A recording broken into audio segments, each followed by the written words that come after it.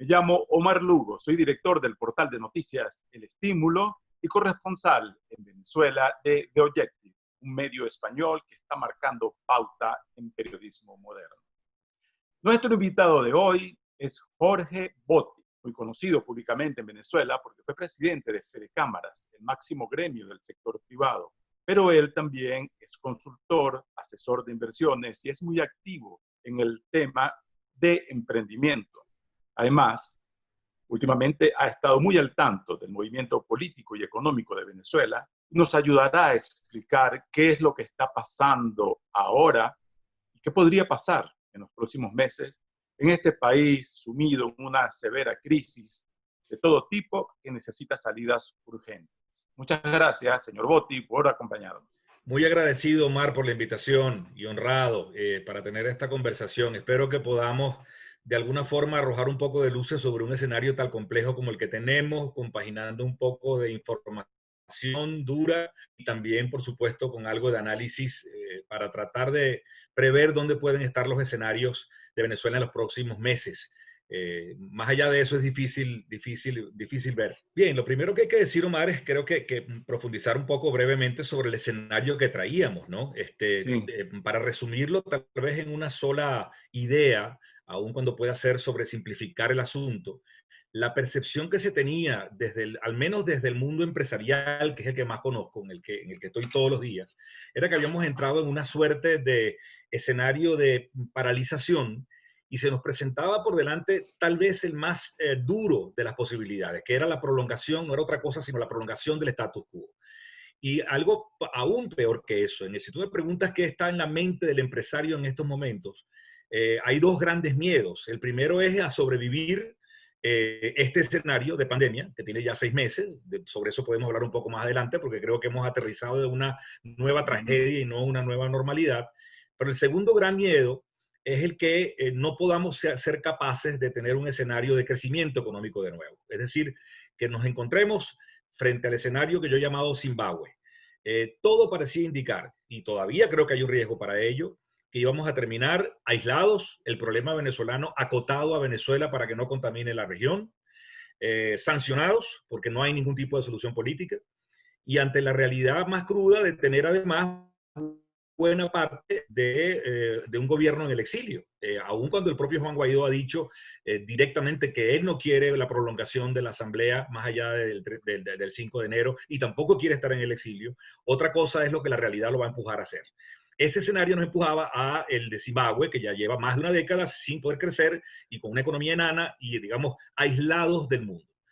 En la irrupción de la propuesta de Capriles, que ciertamente ha sido, como tú has dicho, bien polémica, le mueve el juego político, nos mueve el juego político a todos, creo yo. Porque independientemente de que todavía no están claros algunos puntos, hace escasamente una semana y media, esto empieza a hacerse público el miércoles de la semana antepasada. Yo tuve información de primera mano de los acontecimientos que iban a suceder, a ver, el primero de ellos era la liberación nada más y nada menos de Juan Requesens, que por cierto tuvo grandes repercusiones al interno del chavismo, porque digamos, hay molestias allí también, y hemos visto una serie de acontecimientos sobre la mesa. Una semana después de ese miércoles, que nos enteramos de lo que iba a suceder, Capriles hace el anuncio formal y que está ahora conformándose. Ahora, ¿qué está detrás de esto? Y aquí caigo inevitablemente, por supuesto, en el campo de la especulación.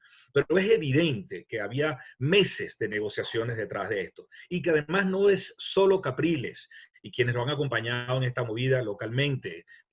Aquí hay actores de peso, Omar, que han estado trabajando este tipo de cosas. Se entrevé, que ha sido además la más pública, la posición de la Unión Europea, en particularmente de Borrell, hacia la búsqueda de una solución negociada o algún escenario que permita hacer las elecciones.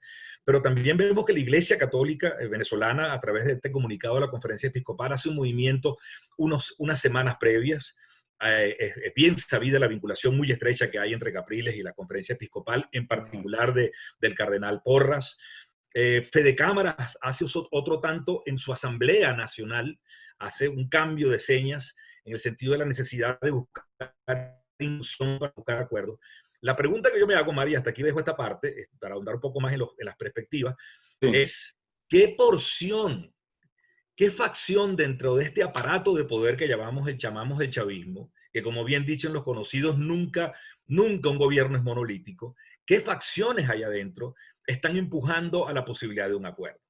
Yo siento que hay más de lo que creemos, porque si no, no hubiera sucedido lo que está pasando. El hecho de que la Asamblea Constituyente termine, que ya no va a haber un cambio de constitución después que se nos había amenazado que venía un pase de tuerca adicional, implica, Omar, que aquí hay una mar de fondo que afortunadamente está moviendo las cosas hacia el campo de la política, y creo que eso es una buena noticia. Claro, pero también el chavismo suele reincidir en sus prácticas tradicionales, sin ir muy lejos. Anoche, 8 de septiembre, Nicolás Maduro lanzó su campaña, su comando de campaña, en una cadena nacional.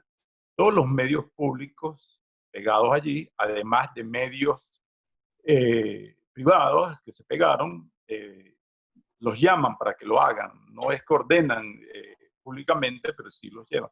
Es decir, el ventajismo comunicacional, mientras tanto la oposición está perdida y no tiene cómo llegarle a la gente en un país con el peor internet del mundo. Capriles anoche a la misma hora estaba insistiendo en que no sabía si iba a votar o no iba a votar en una entrevista con Lumeli Reyes, una periodista venezolana, Sí. total. Es decir, hay como una disonancia, es como el cuento del coyote y el correcaminos, donde el correcaminos es el chavismo y el coyote es la oposición que ya no haya verdad que hacer, excepto trampas que no ha podido colocarle al chavismo. No hay mucha ingenuidad. No puede ser Capriles un tonto útil en todo este proceso.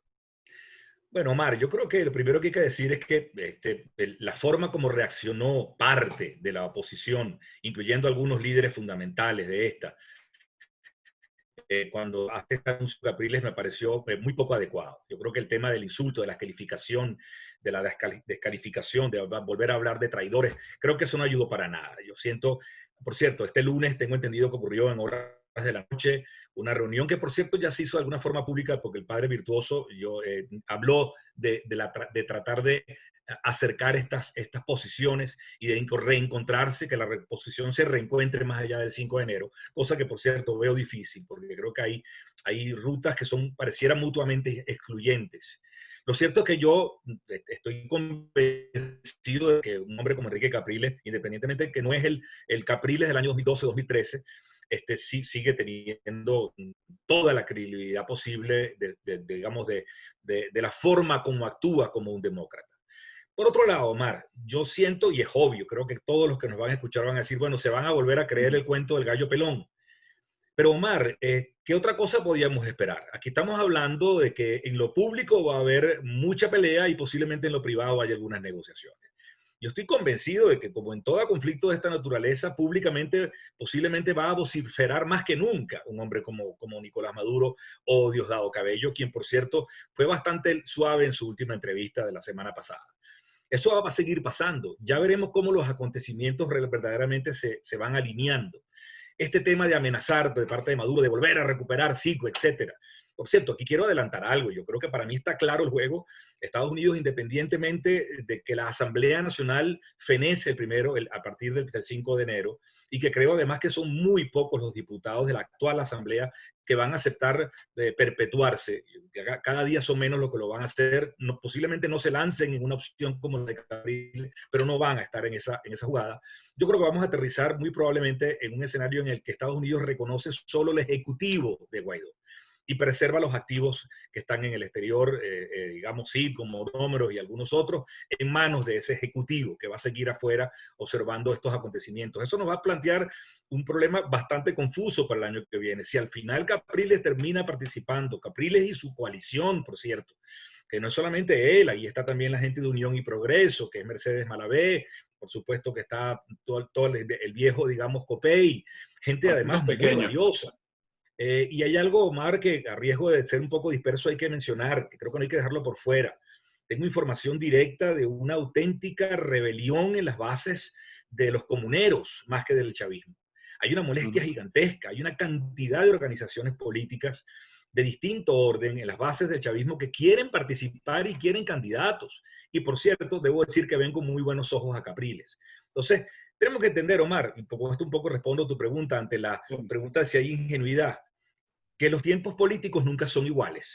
2020, este momento, septiembre, octubre, noviembre, diciembre de 2020, con una economía devastada y un país absolutamente destruido, es un país que no le sirve a nadie, no es el mismo entorno político o el mismo, digamos, hecho objetivo, para utilizar un poco el lenguaje marxista, que la elección del 2015 o la del 2018. Este entorno puede estar llevando a algunos factores dentro del poder a buscar una salida. Y de eso podemos hablar ahora. ¿Qué va a pasar con esa asamblea que pareciera que inevitablemente se va a elegir el año que viene? ¿Qué tipo de actuación y qué tipo de acuerdos parciales podría lograr para desentrabar sobre todo el tema económico en Venezuela? A esta hora, cuando estamos hablando, el país está paralizado por completo por la Por falta de completo. gasolina. Uh-huh. Faltaba Caracas y ya las colas, las filas de vehículos son enormes. Tenemos reportes de mucha gente que ha estado muriendo porque no puede llegar a un hospital por falta de Así gasolina, es. por ejemplo. Pacientes de coronavirus, COVID, como lo quieras llamar.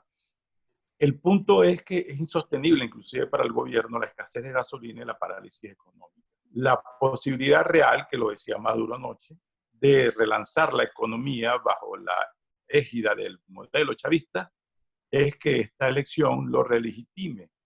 Y aparentemente la Unión Europea, con Borrell en adelante, podrían apoyar esta moción porque ellos están marcando distancia respecto a Estados Unidos. Sé que son muchos elementos allí en este Sí. comentario, pero creo que ayuda a trazar el escenario que queremos, a propósito de este espacio, que la gente imagine que puede pasar en Venezuela. Será una nueva etapa de convivencia económica, de adaptación. Ya hay movimientos de empresarios, de sectores, buscando cómo será esa normalidad chavista que no necesariamente es la normalidad del coronavirus. Sí, Omar, a ver cómo deshojamos esta margarita, porque es Sí, complejo como tú has dicho. En primer lugar, tú conoces bien, ha sido un poco tu tarea como periodista, investigador de hace muchos años, cómo funciona el cerebro económico venezolano, más allá de los gremios, sí. me refiero, que yo conozco bien, pero aquí, por cierto, Omar, quienes están todavía de pie, que hay una especie de paradoja, ¿no? La economía, como tú acabas de decir, está paralizado, nunca estuvo peor que en estos momentos, e insisto, las condiciones objetivas influyen en el desempeño de la política. Aquellos que dicen, no, pero es que si ya intentamos eso, ya no va a servir. Si ya marchamos, no, eso ya no va a servir. Lo único que queda entonces es una intervención. Eso no es verdad. En política tú insistes una y otra vez y las condiciones van cambiando y tú creas y digamos, utilizas un hecho político, indistintamente de que esto pueda ser una elección o un fraude, es un hecho político, lo utilizas como detonante para lograr, digamos, otros estadios de negociación. Por cierto, por eso mi posición siempre ha sido pro voto, pero no pro voto por votar, sino por protestar. Siempre creo que una población que masivamente protesta a través del voto, aún en un ambiente, digamos, anárquico, o anárquico no, de autarquía completa, o perdón, de autocracia completa, como el voto no pretende elegir, el voto lo que pretende es protestar. Esa ha sido mi posición siempre, desde el año 2018, pero las condiciones han cambiado. Regreso al tema económico, al tema más que económico de lo que pasa en los capitanes de empresas. Decía que era una paradoja porque si bien nunca había estado tan débil el país, lo cierto es que todo lo que está de pie está reposando sobre los hombros de iniciativa privada. Venezuela está hoy parada sobre unos palillos y esos palillos están sobre los hombros de decenas de miles de hombres, empresarios y trabajadores que están sosteniendo el país en pie. Digamos, poder económico ya Sí. ha ido descartando el tema de la vuelta a la vieja práctica del intervencionismo, digamos, del chavismo, Omar. El día de ya no existe en la mente de los empresarios, existe el día de hoy y están tomando posiciones. Se siente que la transición política o la transformación económica, mejor dicho, ya comenzó y tiene 2 años andando. El tema de que simplemente tengamos libertad, entre comillas, de cambio y libertad de ajustar precios conforme a un mercado que está bastante destruido, pero al final es en función al mercado, ha puesto a los actores económicos fundamentales a moverse en esa dirección. Y yo creo que eso es importante entender. Ahora, también hay que decir que si aquí algún acuerdo no incluye el levantamiento de sanciones por parte de los Estados Unidos fundamentalmente, el sueño dorado de poder, aún cohabitando, si es que se puede usar esa palabra, con el mismo chavismo en algún tipo de acuerdo con parte de la oposición, no va a ser posible el sueño dorado de rescatar la economía. Vamos a seguir transitando una economía enana. Entonces yo creo que ahí es donde está el quid de la cuestión. El tema, al final, si una porción de la oposición, digamos, genuina, como la que está representando Capriles y Unión y Progreso, decide participar, y yo estoy en esa, digamos, me gusta esa plataforma, y consigue las condiciones mínimas como para hacerlo, o por ejemplo, logra que se pospongan las elecciones para el año que viene, el juego político va a haber cambiado, porque siento que esa Asamblea Nacional nueva pudiera llegar a ser el punto de partida para acuerdos políticos, que entonces sí nos lleven a desmontar sanciones paulatinamente y a entrar en otro juego. Pero lamentablemente tenemos que entender que Estados Unidos no va a aceptar eso mientras Nicolás Maduro ostente la presidencia. Ahí es donde Claro, tenemos un pero punto. y el chavismo también ha mostrado evidencia de que no está dispuesto a compartir el poder, ni siquiera a cederlo. De hecho, Maduro anoche mismo decía que Capriles y la Unión Europea lo que quieren es sabotear las elecciones, con eso de estar pidiendo una prórroga de la fecha. ¿Qué sucede? Que esta elección va a ir a trocha y mocha en un país sin gasolina, sin capacidad de movilización, donde ya el gobierno arrancó la carrera anticipadamente y donde la oposición ni siquiera sabe si va a votar o no va a votar. Es decir, no es un juego con un final ya cantado. Bueno, yo creo que ahí debo, digamos, tomar como referencia esto que ha traído algo de confusión en la entrevista de Capriles ayer, cuando él dice, que además lo dijo el primer día, no está seguro si ir a votar o no. Lo que está es luchando por las condiciones. Está proponiendo una ruta, una hoja de ruta que no sea simplemente cruzarse de brazos y no hacer nada. Y además ha demostrado que tiene tiempo negociando algunas cosas que ya se han hecho visibles. Si esto es así, Omar, si al final vamos a esa elección a trocha y mocha en un país que prácticamente no se puede ni mover por la gasolina y por el tema de la pandemia, yo me temo que es muy probable que nadie, digamos, salvo la gente, los agentes de la llamada mesita, se va a presentar a la elección. Y eso abre un escenario distinto.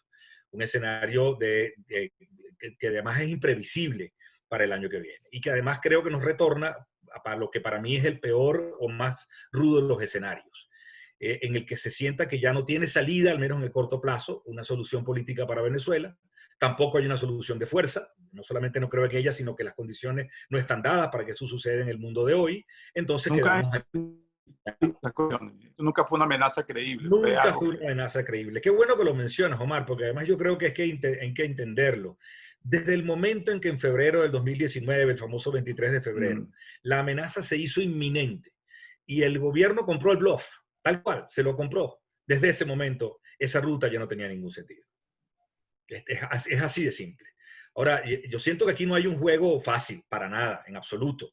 Creo que la apuesta del sector empresarial es que haya algún tipo de acuerdo que movilice un poco las posibilidades de la economía, pero si el escenario que vemos es el que tú pintas, que pareciera ser por ahora el más probable, en el que no va a haber condiciones y por lo tanto la coalición de Capriles no va a participar, no hay manera de que el chavismo logre recuperar la economía. No de la manera... Es un punto fundamental, porque entiendo, por ejemplo, Borrell y la Unión Europea, ellos tienen un distanciamiento respecto a la posición de Estados Unidos. De hecho, la Unión Europea como bloque no reconoce bloque a Guaidó como presidente, aunque varios países sí.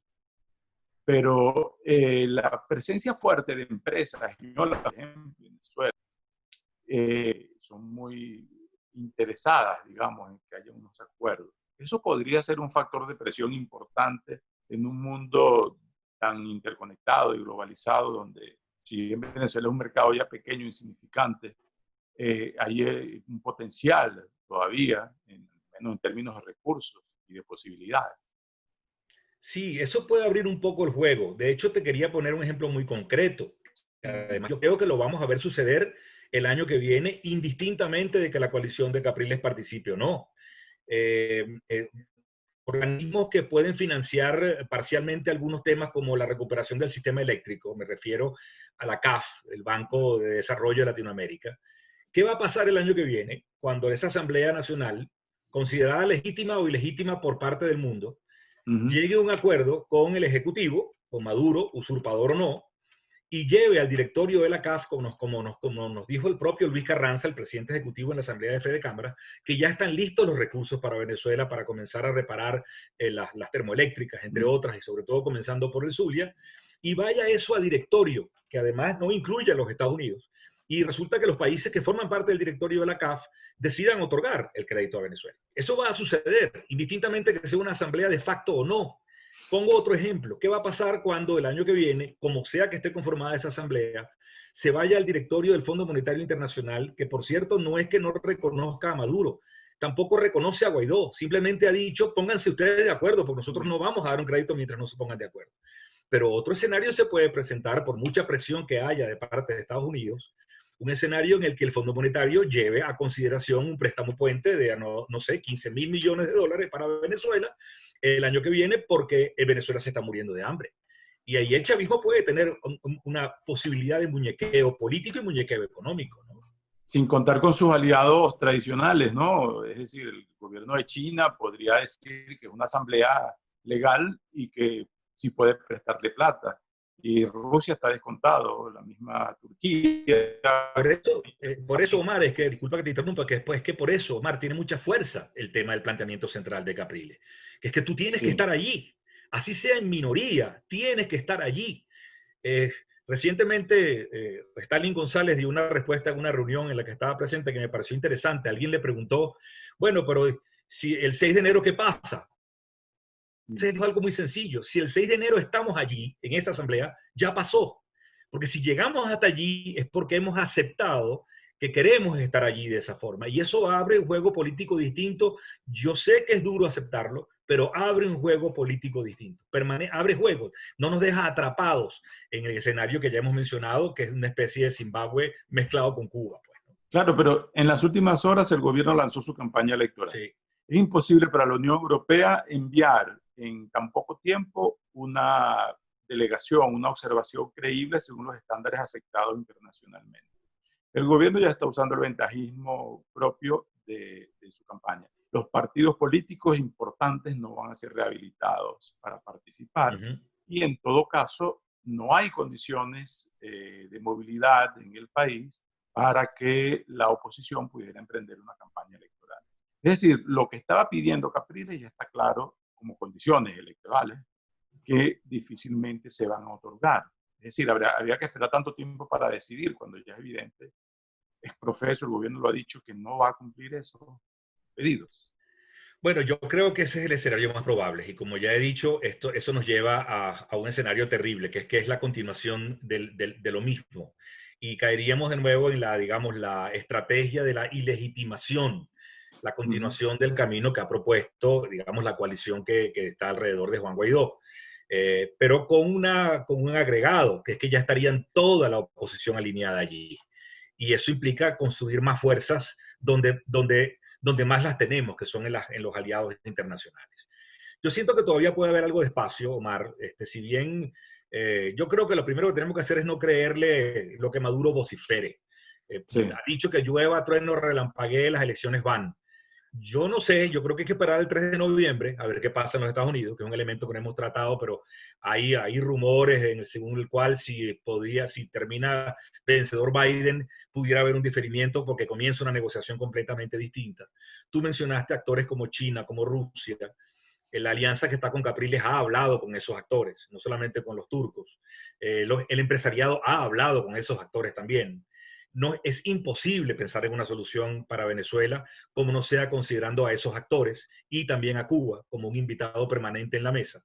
De lo contrario, no va a haber salida y se prolonga el status quo. Yo creo que hay que esperar. ¿Qué dicen esos actores? Bueno, básicamente estamos hablando aparte de los evidentes, digamos, del lado de la alternativa democrática, digamos, que son Europa, básicamente, la Unión Europea y Estados Unidos. Yo siento que hay que tener un diálogo permanente con Rusia, China, y por supuesto Cuba como invitado en la mesa, como mínimo esos tres. Si no, ¿Pero qué les ha respondido en esos encuentros con Capriles y su equipo? ¿Qué les ha respondido la gente de China, por ejemplo? Lamentablemente sobre eso no tengo información, así que no me atrevo a especular. Sí sé que el actor ruso, sobre todo con actores empresariales, ha comentado su preocupación para crear un espacio legal lo suficientemente sólido como para poder seguir operando en Venezuela. Saben que una asamblea como la que tú has dibujado, es decir, en la que no participa nadie, no les resuelve el conflicto. Es que el tema es de fondo, Omar, a mi juicio, a riesgo de ser ingenuo. Tú lo Sí, dijiste, el país como está no le sirve a ninguno de los actores. Por Dios, es que ya no le sirve ni a los ladrones porque no tienen nada que robar. O sea, ya tú sales para la calle hasta más tranquilo porque ya ¿qué más te van a quitar? ¿Con qué te secuestran si no hay gasolina? O sea, ya estamos hablando de raterismo. Puede sonar un poco duro lo que estoy diciendo, pero no le funciona al país. Como está no le sirve a nadie, ni a los buenos ni a los malos.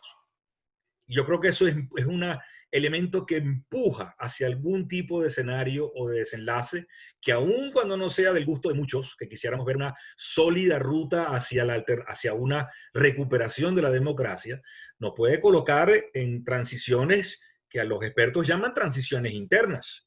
El propio chavismo mutando.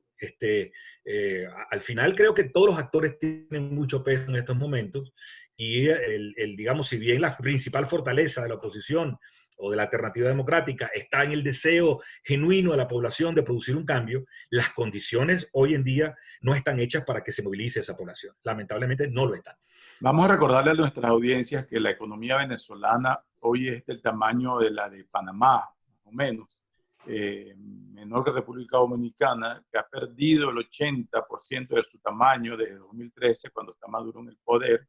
Tenemos una de las hiperinflaciones más largas y más altas de la historia económica mundial, y que además hay un colapso de servicios públicos, de infraestructura, de los sistemas de salud y de educación, y que el salario mínimo es como $2 por mes. Es decir, son condiciones para ilustrar ese argumento de inviabilidad que estás exponiendo allí. Pero ¿hasta dónde se podría tensar esa cuerda, Boti, y el venezolano común? ¿Hasta cuánto puede resistir? Porque hay evidencias también, como Zimbabue, que acabas de mencionar, que la crisis económica tampoco provoca cambios de gobierno. Eso solamente pasó en la Revolución Francesa. Y hay dudas. Sí, sí, no, y hay algunas cosas que considerar también allí en la Revolución Francesa. Habían, digamos, movimientos sólidos que políticamente activaron aquello. No era simplemente el hambre del pueblo y el asunto que faltara Claro. pan, ¿no? Interesante. Aunque no lo parezca, la iglesia, que por cierto perdió grandes porciones de sus propiedades y su poder, permaneció en parte del juego posterior. O sea, al final siempre hay algunos elementos políticos que presionan. Yo debo coincidir contigo, Mari, eso me preocupa mucho porque siento que los países no tocan fondo y además no quiebran, no hay un punto en que tú dices ya basta, hay que recuperarlo y se acabó. Y además está el fenómeno tipo Zimbabue de la continuación de una economía enana, pequeña, pero dual. Es impresionante. Yo sé que, como tú has dicho, no voy a repetir las cifras, estamos sencillamente en el suelo, ¿no? Y por supuesto, el hambre aprieta sobre todo creo que el tema de la falta de servicios públicos y el tema de la gasolina puede ser crítico. Que además no necesariamente va a ser permanentemente así. De alguna manera va a aparecer algún otro actor que puede entrar en ese mercado. Recordemos que, por cierto, hay una propuesta de la isla de Margarita que me parece muy sólida. Yo siento que posiblemente, así como el gobierno ha terminado decretando una especie de transición política sin decirlo públicamente, podemos ver actores privados moviendo temas como gasolina, como distribución de gas, y ahí me consta actores de peso económico que están moviéndose para apostar allí. Y no me refiero a los clásicos sospechosos de costumbre, me refiero a actores políticos, perdón, empresariales de buena reputación en Venezuela. La isla Margarita es más conocida internacionalmente porque era un destino de turismo muy atractivo en Venezuela, inclusive para los venezolanos también. Pero mencionabas algo de Margarita. ¿Qué es exactamente lo que está ocurriendo allí? Te decía que hay una propuesta, además muy bien elaborada, de los empresarios reunidos en la Cámara de Comercio, Importación y Puerto Libre de Margarita, para que sea la primera prueba de importación y distribución de gasolina por parte de privados. Eso lo tienen ellos manejando desde hace bastante tiempo. Quiero decir además que mis amigos de Margarita, que tengo muchos allá y voy con mucha frecuencia, fíjate cómo ha ido cambiando la mentalidad. Ese es otro tema, Omar, que me apasiona porque es un poco el río de fondo de esta transformación que está viviendo Venezuela. Una isla que durante décadas pedía siempre, cada vez que había control de cambio, lo que se hacía, se dedicaba era a hacer lobby para tener su tajada de su control de cambio para sus importaciones. ya Sí. desde hace bastante tiempo está pidiendo libertad cambiaria, que los dejen trabajar, y tiene una visión de largo plazo donde Nueva Esparta podría ella sola convertirse en una potencia enorme, como puede ser un fenómeno similar al que sucedió con Cancún, por ejemplo. Eso es un ejemplo, ¿no? Pero también con el tema de gas está pasando lo mismo en Caracas, hay empresarios interesados. El chavismo podría, el gobierno podría estar interesado en mover algunas cuestiones legales para permitir operadores primarios, digamos, privados. Con esto lo que quiero decir es darle respuesta a tu pregunta. Puede ser infinita el sufrimiento de los venezolanos. No porque la gente en Carupa no esté pasando hambre o porque no haya forma de que lleguen alimentos a algunos lugares del país, porque sencillamente no solamente no hay combustible, sino que no dejan llegar a los camiones, no necesariamente va a promover un cambio político. Porque además los actores económicos se mueven. Y te decía, que con esto cierro, que hay un fenómeno que poco se ha visto. Yo lo vivo porque además tengo empleados digamos, lo vivo en carne propia. Si yo te cuento cómo ha subido en una de nuestras pequeñas empresas, que está en Valencia, que se dedica a suministro y asesorías en telecomunicaciones, cómo ha subido el salario dolarizado de nuestros 6 trabajadores, se ha multiplicado casi por 5. Hoy en día es difícil que alguien esté ganando en el sector privado, que todavía sostiene, no lo sé, 1,5 millones de personas, más o menos. Y ninguno está ganando por debajo de $100, 150, 200. Es impresionante cómo el propio mercado se ha ido autoajustando. Te decía que comenzaron a dolarizarse los precios hace 2 años y tanto, pero se están dolarizando los salarios. Perdón, el único que sigue pagando salario mínimo es el gobierno y Claro, compensa mucho claro, con corrupción. y si ahondamos un poco más en esa realidad, Omar, y eso de alguna forma lo refleja la encuesta en COVID, es si tú partes del principio de que tantos millones de venezolanos solo viven con $1.50, $2 al mes, estaríamos recogiendo cadáveres en la calle, lamentablemente. ¿Por qué no Claro. funciona? Porque todos, absolutamente todos, se han dedicado a tener otra suerte de ingresos. Entonces, aún en las más cruentas de las guerras, la gente busca la forma de resolver. Y por supuesto, además tenemos 5 millones de venezolanos afuera en estos momentos. Yo no estoy diciendo que no sea una tragedia, no lo es. Pero quien apuesta a ahorcar más a la población venezolana para buscar una solución, me parece que se equivoca. Es una premisa falsa y creo que ha sido una de nuestras grandes tragedias.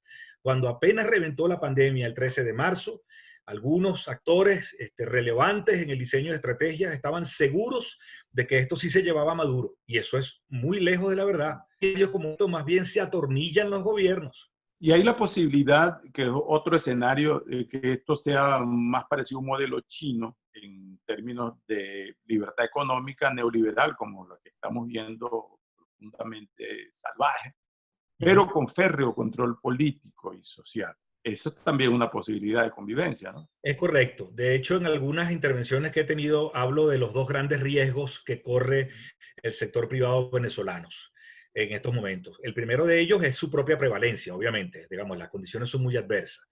Pero el segundo, Omar, es el que se termina imponiendo un modelo mixto, un modelo como el chino. Casualmente estoy ahora trabajando, ahora que mencionabas, con temas de consultoría. Estamos desarrollando para Fede Cámaras una especie de seminario que habla de democracia y libre empresa, con actores de mucho peso, ya lo puedo decir públicamente porque ya está en las redes la invitación, con Rafael Arraiz hablando de historia, con Colette Capriles hablando de democracia, John Magdaleno de transiciones, Daniel Lugo sobre ciudadanía, y a este servidor le ha tocado desarrollar el tema de libre empresa.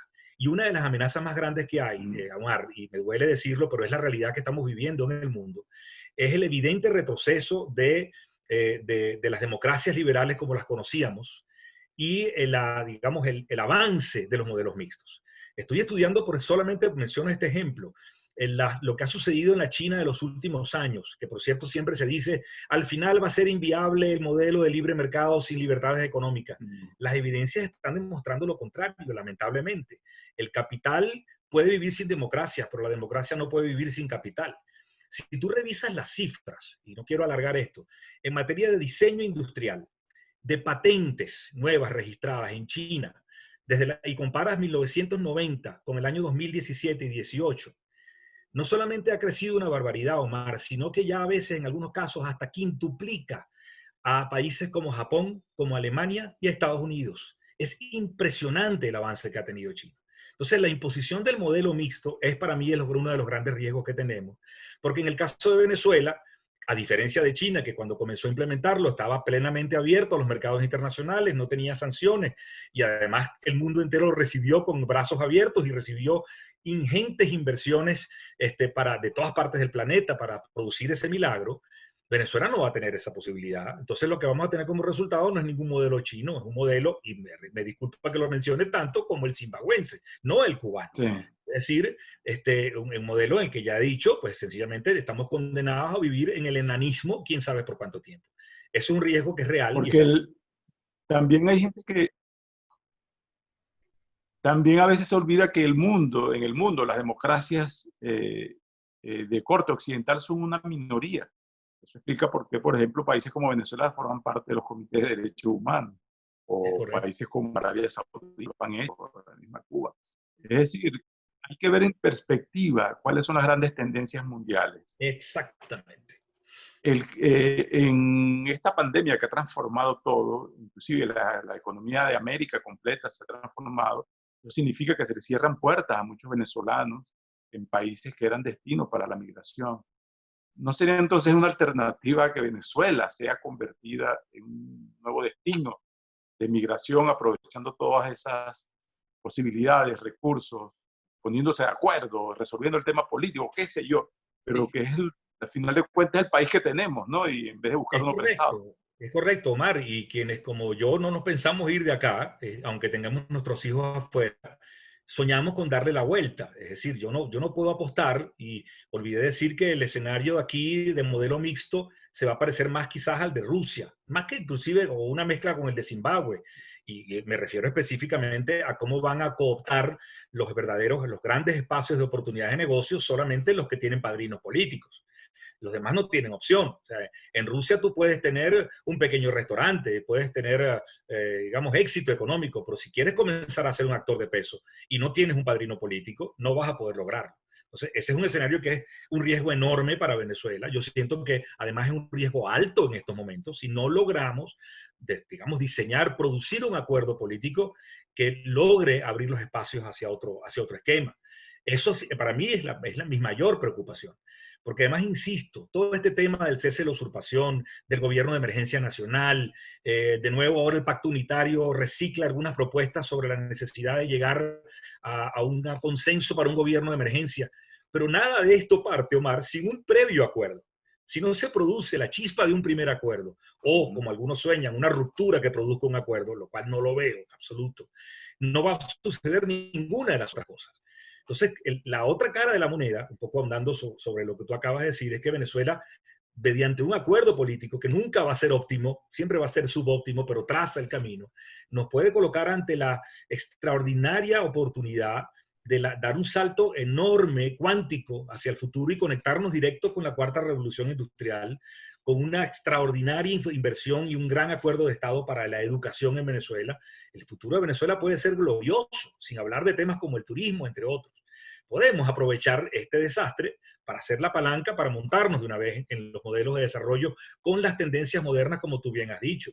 Recuperar, entre otras cosas, solo por poner un ejemplo, en algo en el que hemos estado trabajando también, quienes están pensando todavía en la recuperación del país de vuelta con los mismos principios como arrancamos en el siglo XX, están completamente equivocados, Omar. Aquí, como he dicho en algunas ocasiones, aquí se acabó la renta, pero el rentismo no se ha acabado. Sigue en la mente de mucha gente, y no solamente políticos, también empresarios. Entonces, si vamos a tener que ser capaces... ¿Perdón? De la gente común, mi experiencia como común, reportero. claro, Cuando voy a cualquier barrio, lo primero que me dicen es que necesitan la caja CLAP, que es la caja de alimentos racionados por el Partido Socialista, alimentos básicos, que es un medio de sustento para mucha gente. Es decir, una relación extrema de dependencia respecto al Estado. Pero por otro lado, y por eso decía hace unos minutos que hay, creo que otra gran fortaleza creciendo, la necesidad obliga, y tú ves como nunca había estado el tema de emprendimiento sobre el tapete en Venezuela como en estos momentos. Cuando tú hables, me ha tocado personalmente hablar con viejos comuneros, digo viejos en dos sentidos porque ya son bastante adultos, y te dicen que todos sus colegas, o mejor dicho, más que colegas, son camaradas. Todos sus camaradas de base que abrazan las ideas del comunismo hoy en día se han convertido en empresarios y me lo comunican a sí mismos. Me dicen, todos somos empresarios hoy en día, Jorge, y creo que quieren seguir siendo empresarios. Tú ahí ves la semilla de una posibilidad de transformación. y siento que ahí es donde podemos tener los elementos de apalancamiento para la transformación de Venezuela. Pero todo pasa por un acuerdo político previo que trace la posibilidad de andar ese camino. Aquí hay muchas contradicciones. Por ejemplo, lo que hablamos de los salarios, pero tú consigues en las farmacias muchos remedios y los consigues, pero tienes que tener la plata para pagarlo. Correcto. Instagram se ha convertido en una especie de gran centro comercial vecinal. Ahí consigues todo, desde caviar y jamón serrano hasta whisky de todos los años que tú quieras. Sí. Y últimamente hay una proliferación de oxímetros, esto para medir el oxígeno en la sangre y ver si Así. coronavirus o no. Es decir, afuera la gente cree que esto es una sola realidad, pero también están conviviendo como dos modelos. Uno Completamente. minoritario, muy pequeño, de gente que puede pagarse el alto costo de la vida aquí, y una vasta mayoría que está sobreviviendo casi que de caridad. ¿Hasta cuándo se puede mantener un modelo así? Bueno, lamentablemente puede durar más de lo que quisiéramos, porque es esa economía dual. Y creo que tan pronto tenga la posibilidad el venezolano, después que pase el peligro de la pandemia, quién sabe cuándo será, va a seguir emigrando inevitablemente, Omar. Posiblemente tengamos algunos focos cada vez más relevantes de protesta, sí, pero no son suficientes. Que eso, digamos, impide, o yo no niego la posibilidad de que a lo mejor esto toque la fibra posiblemente de algunos factores de poder que tengan la posibilidad de cambiar las cosas. Puede pasar, digamos, yo no creo que sea imposible, y a lo mejor termina sucediendo. Esperemos que no sea para entrar en una dinámica de inestabilidad política permanente.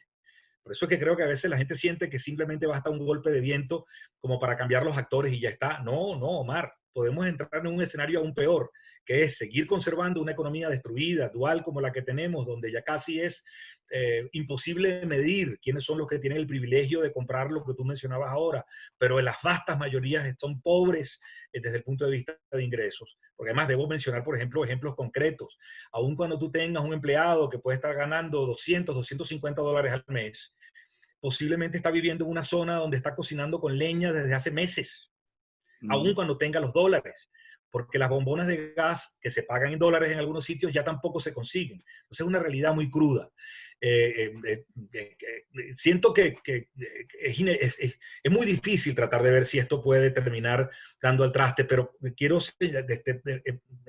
profundizar sobre la idea de que no necesariamente un hecho de ruptura nos lleva a un escenario mejor, nos puede llevar a uno aún peor, en el sentido de que además le pongamos a esta torta una guinda que se llama inestabilidad política, ingobernabilidad. Creo que eso puede ser un escenario aún más terrible. Es importante llegar a acuerdos básicos. Un poco para cerrar, Boti, si uno pudiera describir los escenarios o el escenario más probable, menos probable y el posible para los próximos meses, ¿habría manera de sintetizar esto? ¿Qué diría? Es complejo, Mar, porque uno generalmente mezcla las emociones y los deseos con lo que siente que puede ser lo más probable. Yo siento que lo más probable sigue siendo el mantenimiento del status quo, lamentablemente. Creo que el siguiente escenario es que se abra un juego a través de la Asamblea Nacional, aún siendo desconocida por algunos y aceptada por otros, en el que entramos en un escenario que yo llamo de la jaula más grande. ¿Ok? La jaula se hace más grande, se comienzan a ver algunos niveles de mejoras por la vía del servicio público y otros temas en la población, pero seguimos atrapados en el mismo modelo. Ese segundo escenario de la jaula más grande implica que tú puedes tener un poco más de fortalezas para continuar la lucha en el futuro. La pregunta que yo me hago cuando nos planteamos sobre qué hacer frente al 6 de diciembre, Omar, es qué cosas debemos hacer hoy para que la oposición o la alternativa democrática aterrice en enero de 2021 con más fortalezas. Y entonces ahí hay que darse esa respuesta.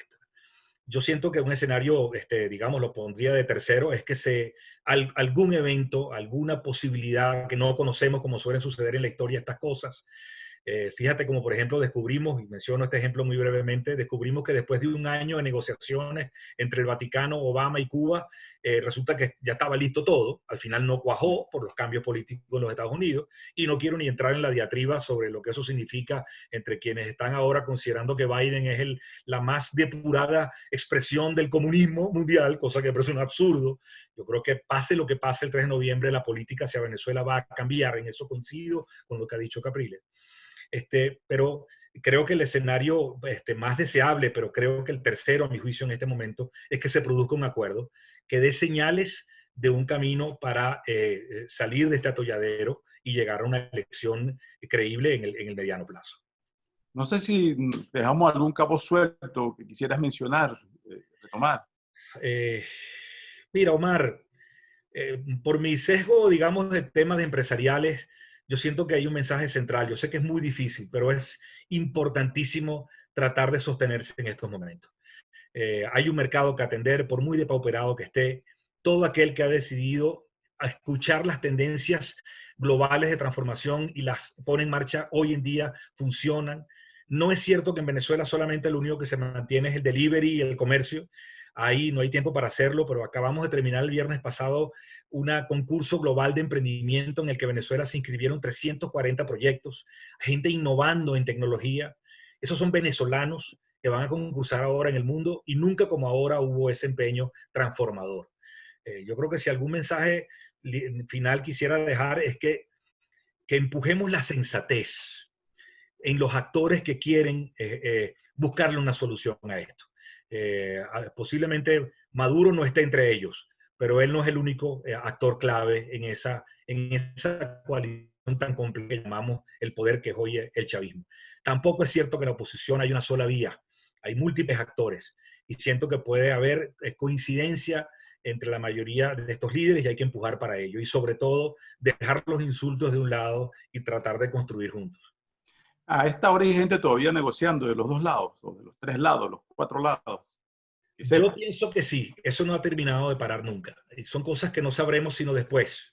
Los libros de historia ya nos lo dirán, como quiénes eran los actores de peso que estaban detrás de esto, tratando de buscar algún tipo de soluciones. Pero me insisto, mi apuesta es que el país se ha convertido en inviable, que como está no le sirve a nadie y que eso debe empujar algún tipo de desenlace. Bueno, Boti, muchas gracias por este tiempo. Imagino que retomaremos estas conversaciones porque el escenario podría cambiar.